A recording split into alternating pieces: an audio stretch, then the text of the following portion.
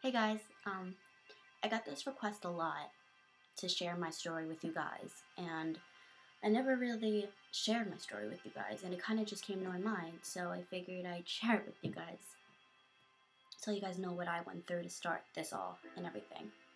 Okay. So, basically everything started when I was in 8th grade. This girl had posted a video on my Facebook threatening to kill me and everything, and she literally showed a knife in her YouTube video on my wall.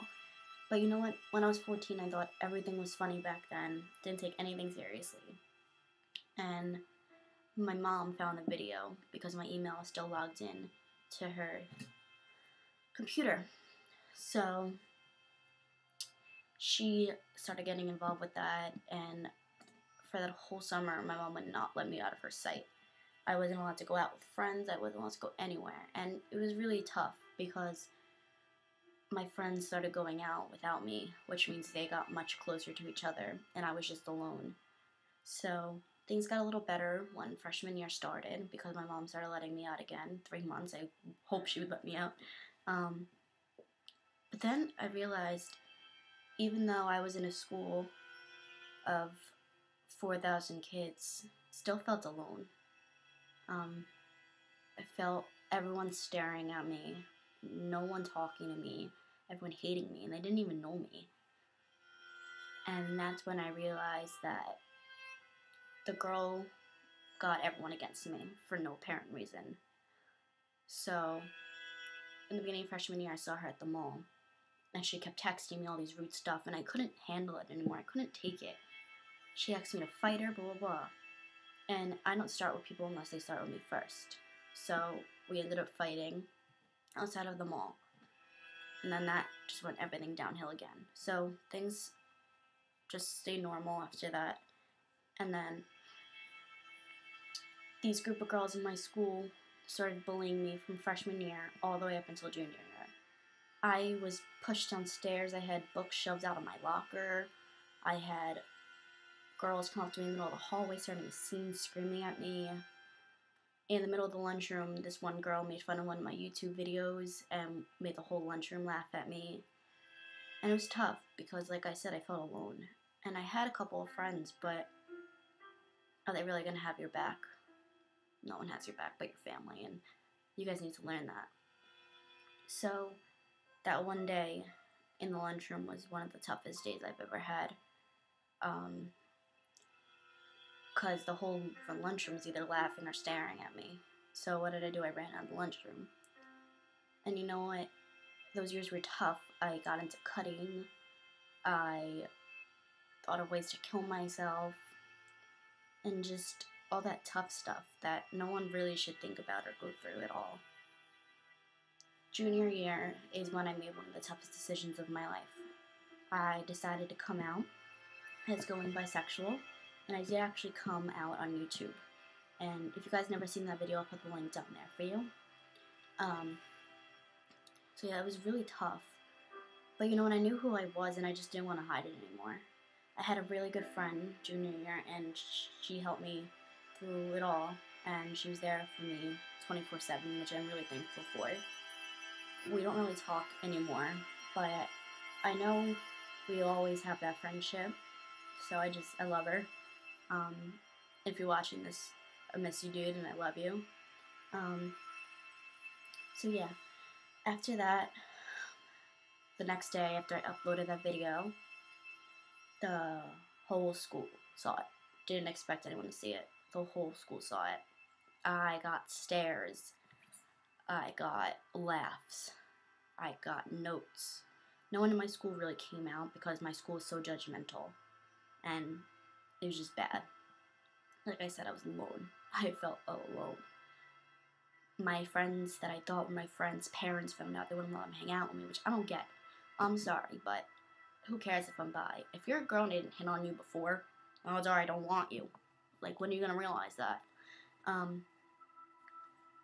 It's kind of like I heard a story about this football player coming out as gay.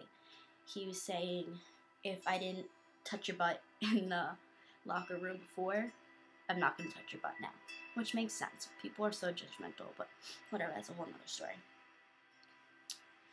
So after I came out, I felt a little better about myself. I didn't have to hide who I was anymore.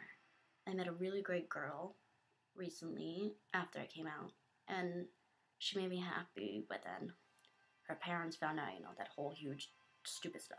So we stopped talking, and once again I felt alone. And then that summer my mom put me on like house arrest because I got into drugs. I got really bad into alcohol, and it was just, I went on a road that I just never want to go down again. And none of you should really go down that road either. It's a really bad road, and I don't want you guys to walk down it alone. And when you walk down it, sadly, you're going to walk down it alone. So, after that, my friends got closer again. They started hanging out more once again. And I had this group of friends that they would text each other to go somewhere. They wouldn't text me. Even when I was good and I could leave my house.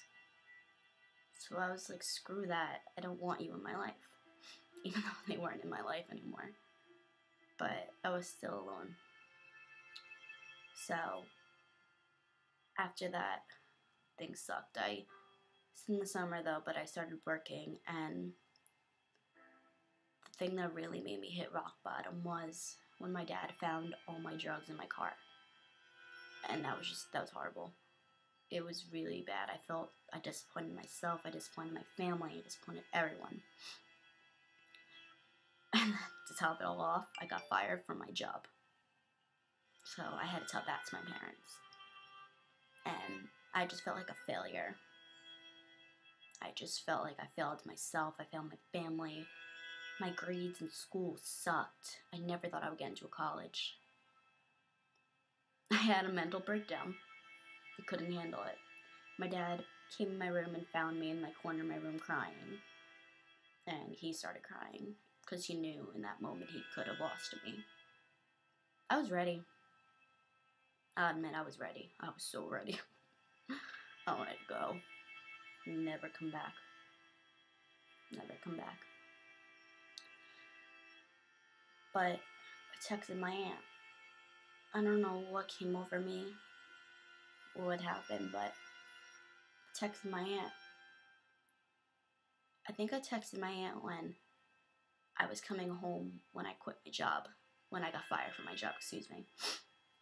And voices in my head were telling me, crash into the tree.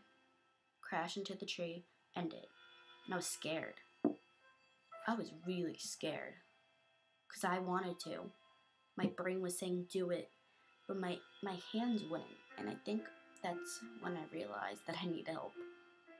I was scared. I didn't want to go. I wanted to go, but I didn't want to go. I knew what I would be leaving behind, my whole family and everything. I wasn't ready to do that.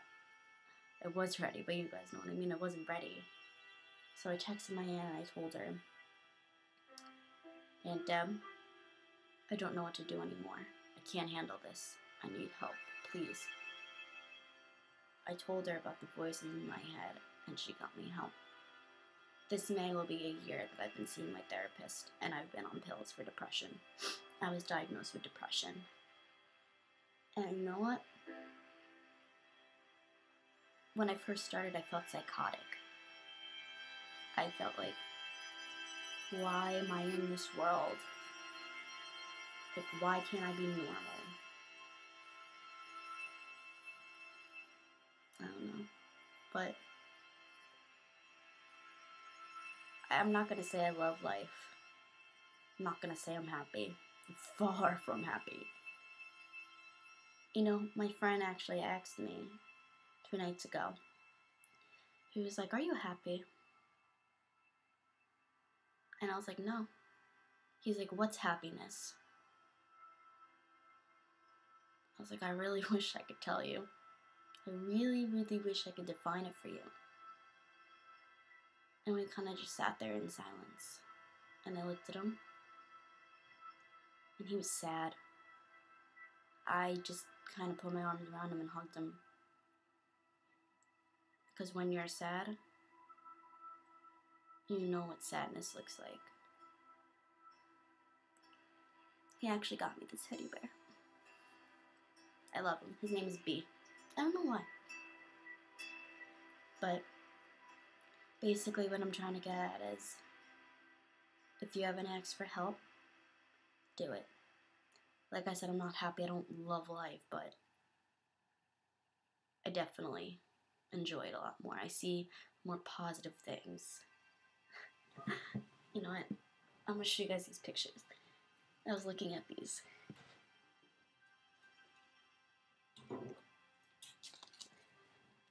This is me and my sister. This girl right here.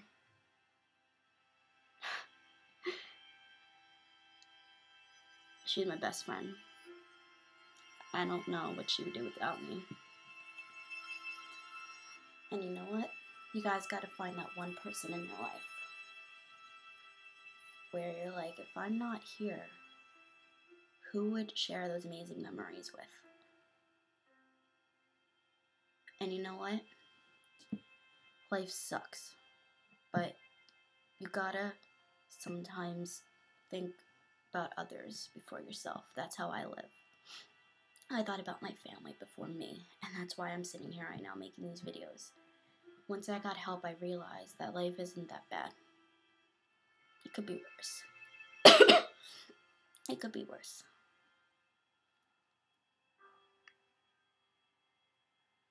I'm gonna cry. It could be worse, guys. But I'm here for you. Everyone is here for you. This video wasn't meant to be sad at all. But I love you guys. I do. And I'm always here for you. So right when you think life is getting tough and it sucks, just send me a message. I love you guys so much. Be happy. I know that's really hard to say and cliche to say, but as soon as you start thinking of the positive things in life, things get a little easier.